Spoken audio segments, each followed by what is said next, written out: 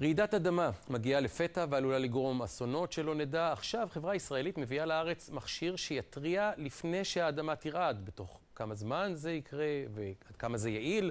כתבנו יאיר ויינרב עם התשובות. אומרים שאי אפשר לדעת מתי היא תכה בנו, אבל הכל מסכימים שהיא תופיע כאן יום אחד. רעידת אדמה, רעידת אדמה. זה גלאי רעידות אדמה, עולה חדש מיפן, ראשון מסוגו בארץ. צא מהבניין, גש למקום בטוח. ההיערכות לרעידת אדמה היא משימה לאומית, נכון, אבל זאת גם הזדמנות עסקית. פחות מ-20,000 שקלים, והמערכת הזאת שלכם.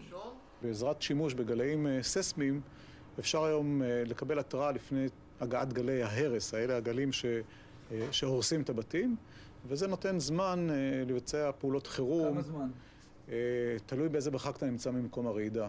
אל תצפו להתראה דלוקס, האזעקה תופעל 20 שניות, אולי קצת יותר לפני שיגיעו גלי ההרס.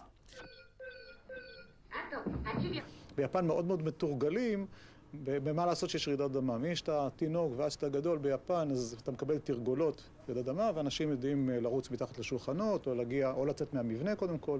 בישראל תתרחש בוודאות רעידת אדמה חזקה. אנחנו לא יודעים מתי זה יקרה, אנחנו יודעים שזה יקרה. היום מחייב משרד החינוך את מוסדות הלימוד החדשים להתקין גלאי רעידות אדמה כחלק מההיערכות לקראת מה שחלילה עתיד להתרגש על כולנו. העיקר שלא נצטרך לזה, כן, לא נזדקק לכך. בהחלט. אפשר לרוץ